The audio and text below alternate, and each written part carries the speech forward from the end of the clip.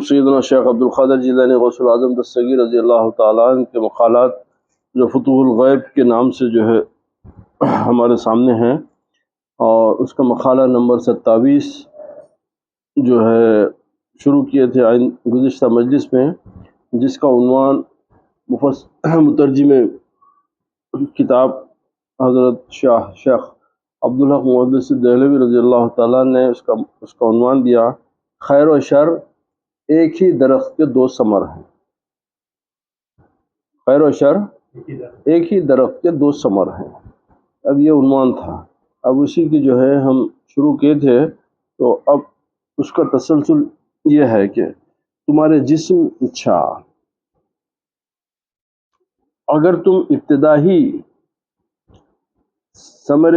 اگر تم ابتداءً ہی ثمر شیریں تناول کرو، یعنی میٹھا پھل تناول کرو، اور اس کی حلاوت تمہارے جسم میں رچ جائے اور تم اس سے نفع و مسرت پاؤ، تو یہ ایک بار ثمر شیریں کھانا کافی نہیں، اسے دوبارہ بھی کھانا پڑے گا۔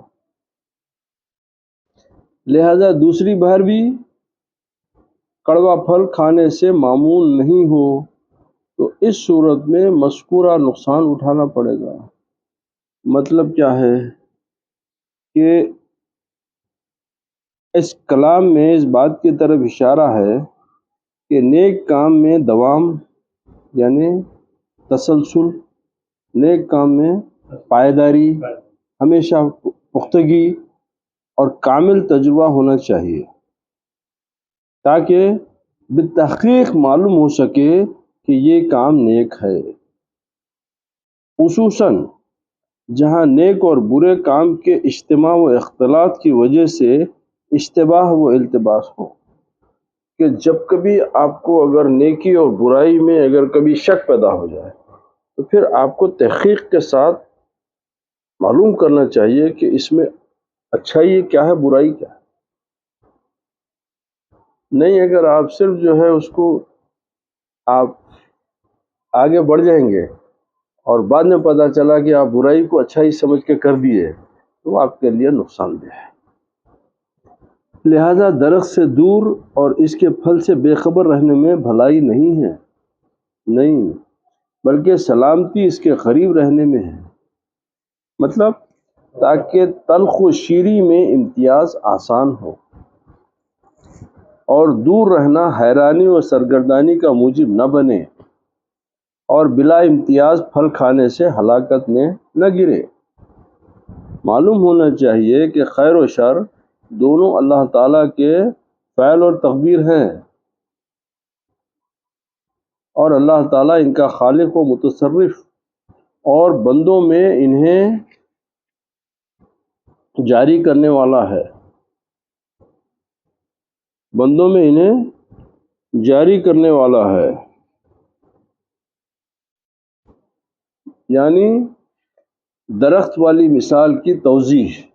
یعنی درخت کی مثال کو اب وضاحت کر رہے مترجم شاہ عبداللہ، اس درخت کی جو درخت کا ذکر کرے پیرانے پیے، اس کو جو ہے اس کو اس طریقے سے اس کو وضاح فرما رہے ہیں کہ اللہ تعالیٰ ہی کے لیے بلند مثال ہے، گویا درخت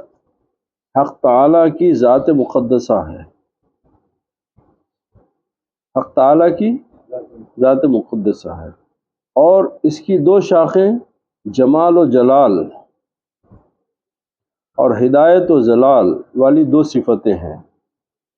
اور پھل ان دونوں صفتوں سے پیدا ہونے والے خیر و شر کی مثال ہے کہ جمال و ہدایت کا ثمر شیریں اور جلال و ضلال کا ثمر تلخ ہے۔ درخت کا قرب حاصل کرنے سے مراد صمدیت میں توجہ،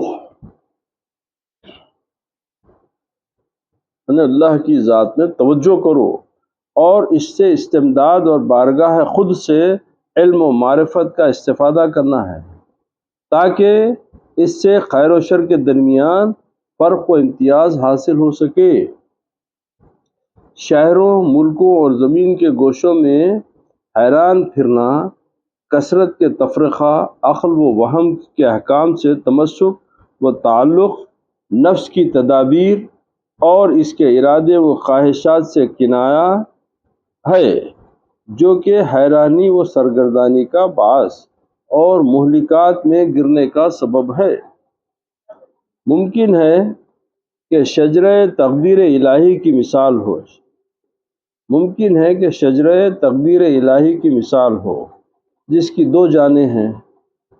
یعنی اب ایک دوسری مثال دے رہے ہیں، بطریق خدمت و ملازمت درخت کا قرب اور اس کے پاس وقوف، اس کے پاس ٹھہرنا، خضر میں پناہ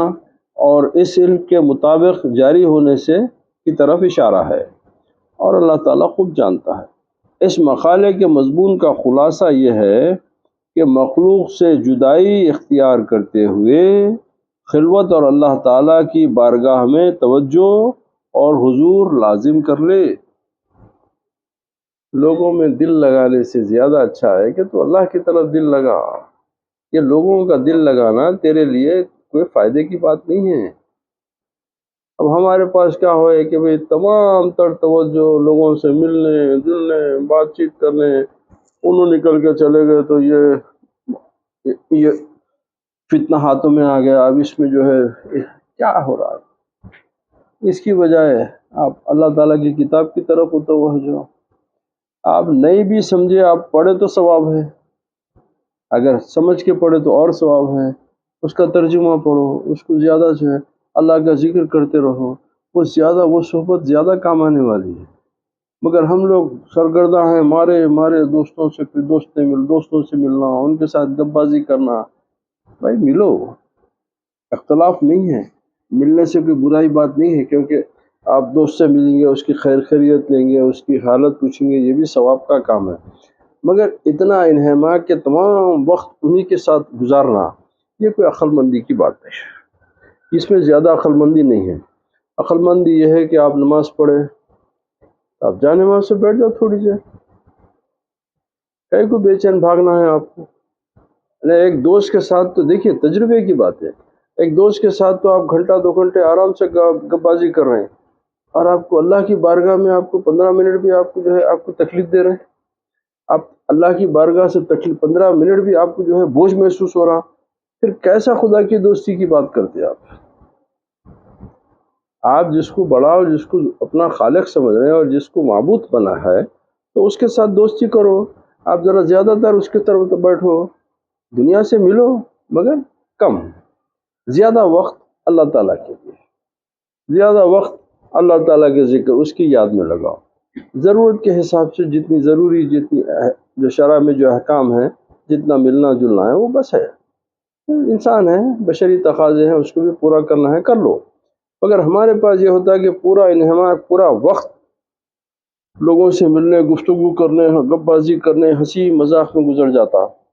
اور اللہ کی طرف آنے کے لیے آپ کو 5 منٹ بھی آپ کو جو ہے تکلیف دے میں سے، اور پھر ہم دعویٰ کرتے کہ اللہ بڑا ہے۔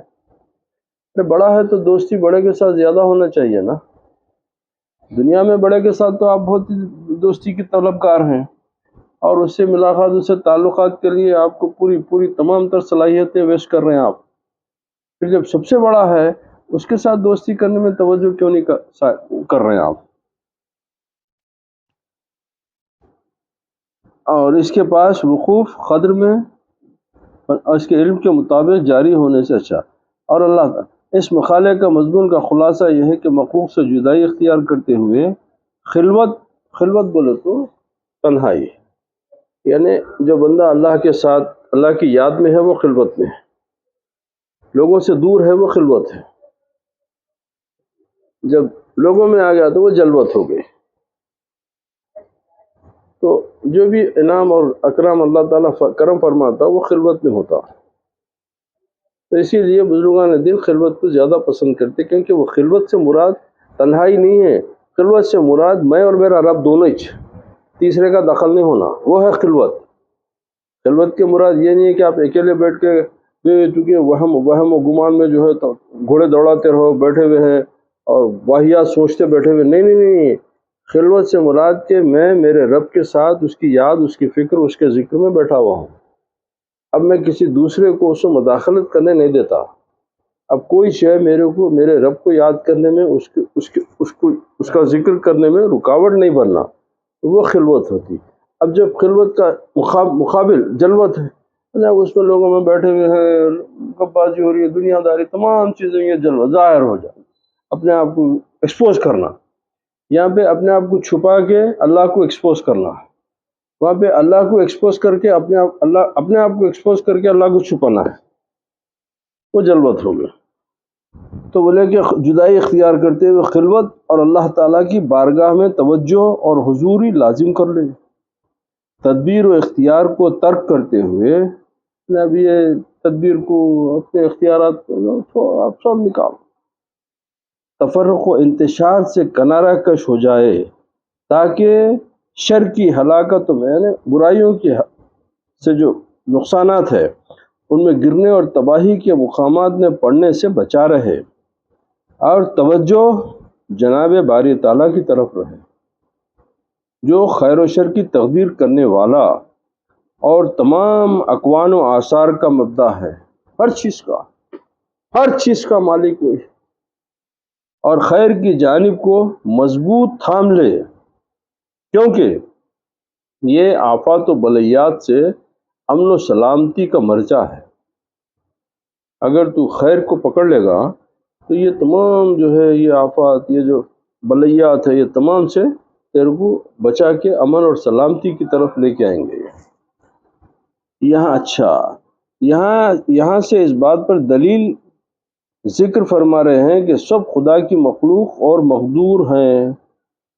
سب خدا کی مخلوق اور خدا کے تابع ہیں.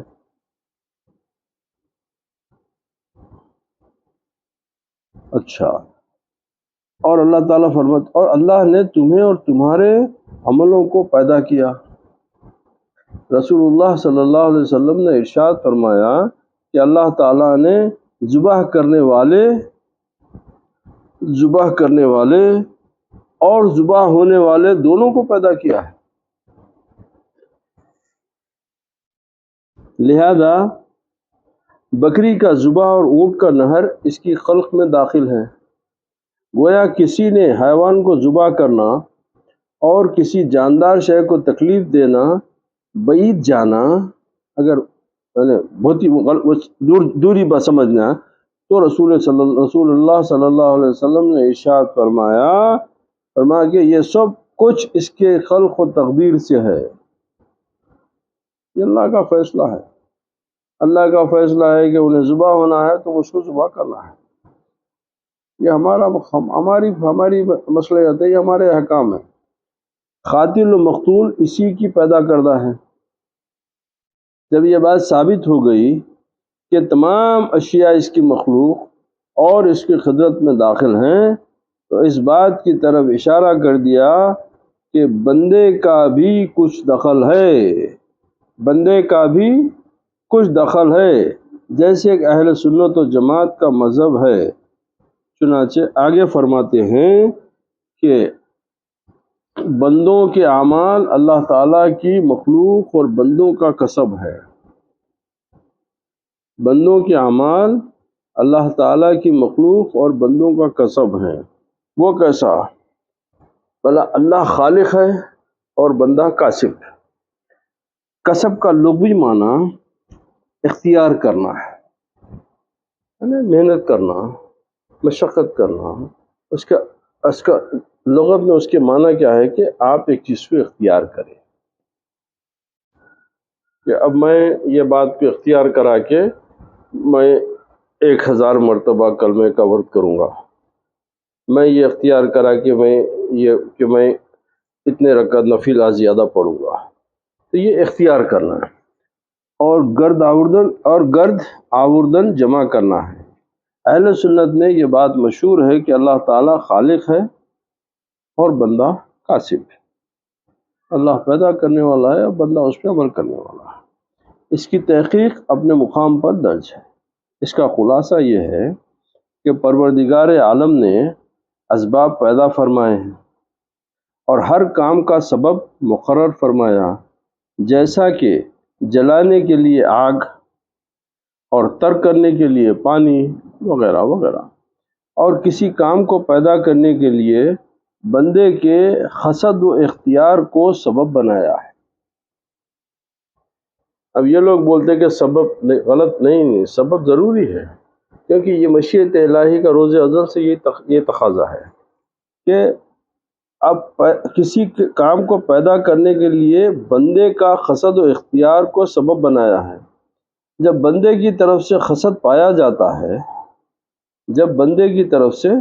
ارادہ، قصد یعنی ارادہ کرنا، قصد پایا جاتا ہے تو اللہ تعالیٰ فعل کی ایجاد فرما دیتا ہے اور وہ کام کی ایجاد ہو جاتی ہے۔ یہاں تک کہ بندے کے قصد کا پیدا کرنا بھی اسباب و آلات پر موقوف ہے، اور یہ سب کے سب مخلوق الہی ہے، لہذا قصد بھی اللہ کی ایجاد ہے۔ کہتے ہیں کہ قصد وجودی چیز نہیں بلکہ لا موجود و لا معدوم ہے، یعنی اس کا کوئی وجود نہیں ہے اور وہ فنا ہونے والی بھی نہیں ہے۔ اس کے باوجود نفس الامر میں یعنی حقیقت میں کوئی ایسی چیز موجود ہے جس کے ساتھ بندہ استناء و استقلال حاصل کرتا ہے، اور یہ چیز عادت جاریہ کے مطابق ایجاد حق کی موقوف علیہ ہے۔ حق بات یہی ہے کہ علمی گفتگو کے ذریعے اس مسئلے کی کنہ معلوم کرنا ممکن نہیں، یعنی علمی گفتگو کے ذریعے اس مسئلے کی حقیقت، اس کے راز کو پانا ممکن نہیں ہے۔ ہاں، کشف عتم کے ذریعے حقیقت حال پر آگاہی ہو سکتی ہے۔ اگر اللہ تعالیٰ کی طرف سے تم پہ وہ چیز راز کھول دیا جائے تو تم جب اس کی حقیقت معلوم کر سکتے ہیں علم کے ذریعے، کیونکہ اسی لیے سرکار فرمائے کہ تقدیر پہ بات مت کرو، تقدیر پہ بحث مت کرو، کیونکہ الجھ جائیں گے، تم پریشان ہو، سرگردان ہو جائیں گے اس کے اندر، ایمان کا نقصان کا اس کے اندر زیادہ خوف ہے اس میں،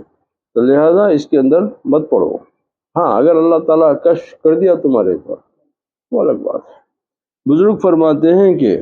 دخول بہشت کے وقت یہ خبر منکشف ہو جائے گی۔ بولے جب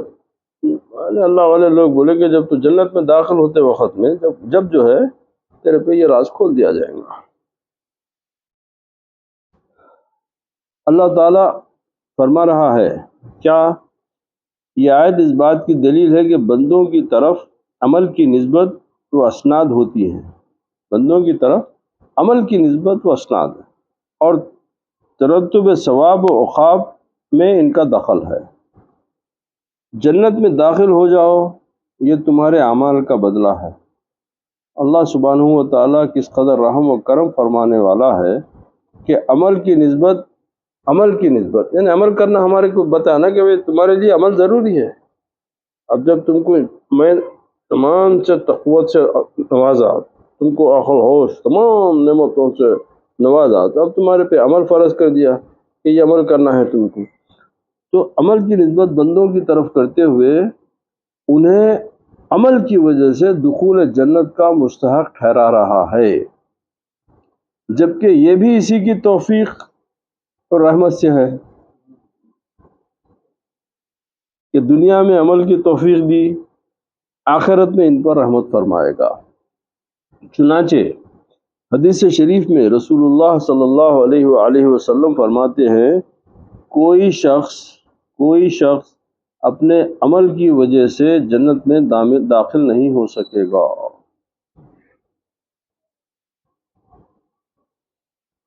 اب کیا مطلب ہے؟ ایک تو بولے عمل ہمارے پہ ضروری کر دیا،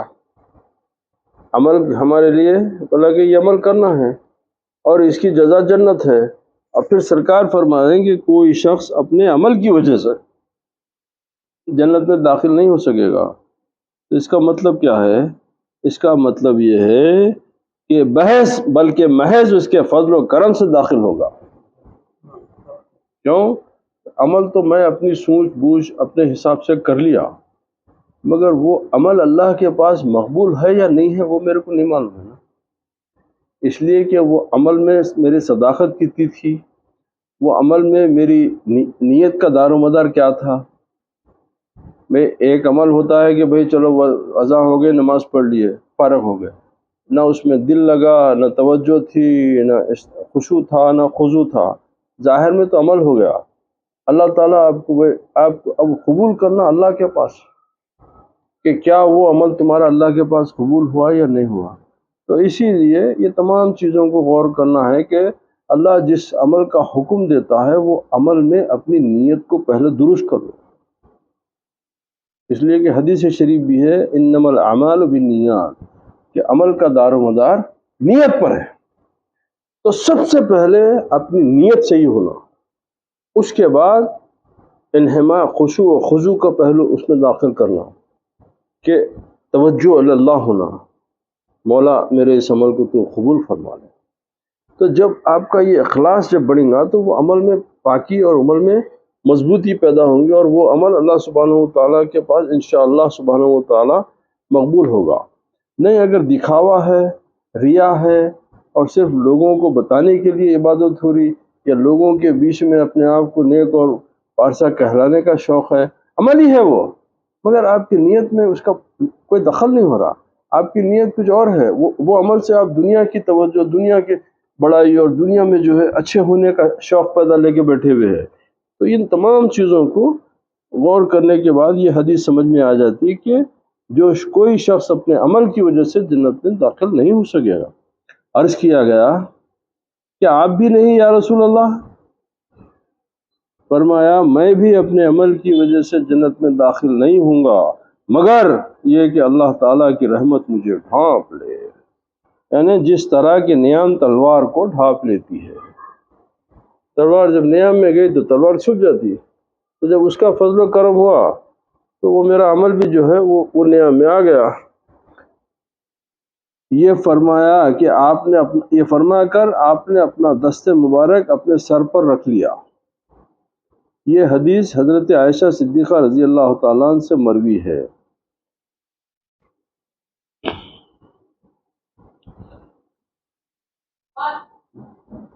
اچھا، جب تم حکم خداوندی کے مطیع اور امر خدا کے فرما بردار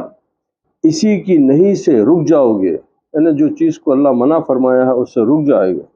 اور خضا و قدر کو تسلیم کر لو گے تو اللہ سبحانہ و تعالیٰ شر سے تمہیں محفوظ رکھے گا، برائی سے تم محفوظ رکھو، اور خیر کے ذریعے تم پر اپنا فضل فرمائے گا، اور دین و دنیا کی تمام آفتوں سے بچائے گا۔ دینی معاملات میں حفاظت کے متعلق اللہ سبحانہ و تعالیٰ کا فرمان ہے کہ ہم نے یوسف علیہ السلام سے یہ معاملہ کیا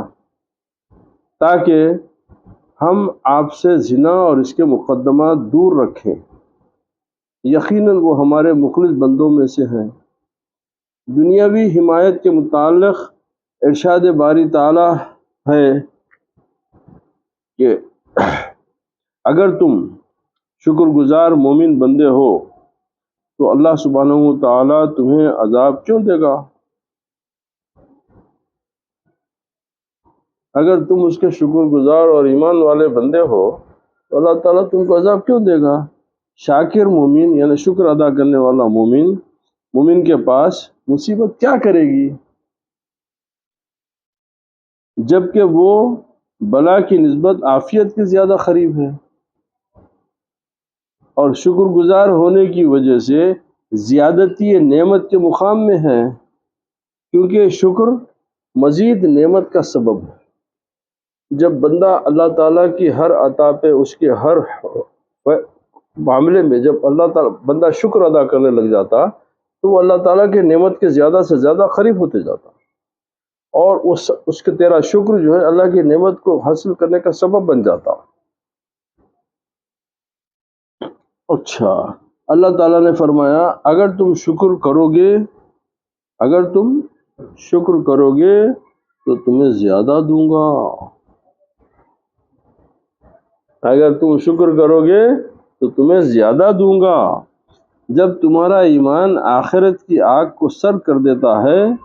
جو کہ ہر گناہگار کے لیے عذاب ہے، چنانچہ حدیث شریف میں وارد ہے کہ مومن جب دوزخ سے گزریں گے، مومن جب دوزخ سے قریب سے گزریں گے تو دوزخ پکار اٹھے گی، اے مومن جلدی سے گزر جا، اے مومن جلدی سے گزر جا، کیونکہ تمہارا نور میری آنکھ کو ختم کر رہا ہے۔ اللہ اکبر، اللہ اکبر، اللہ اکبر۔ اللہ تعالیٰ نے فرمایا اچھا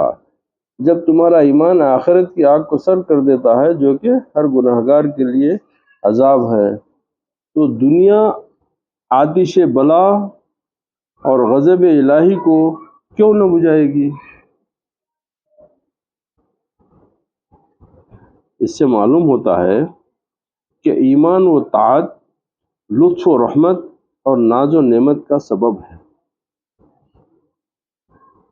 یعنی ایمان اور اللہ تعالیٰ کی اطاعت، اللہ کے رسول کی اطاعت جو ہے وہ اللہ تعالیٰ کی مہربانیوں اور اس کی رحمت اور اس کی ناز اور نعمت ملنے کا سبب ہوتی ہے، جیسا کہ فرما بردار غلاموں کے متعلق عمرہ و سلاطین کے سامنے مشاہدہ کیا جاتا ہے کہ جو بادشاہ کے وفادار غلام ہوتے ہیں بہت نوازے جاتے ہیں۔ جب بادشاہ ان کی غلامی سے، ان کی خدمت سے خوش ہو جاتا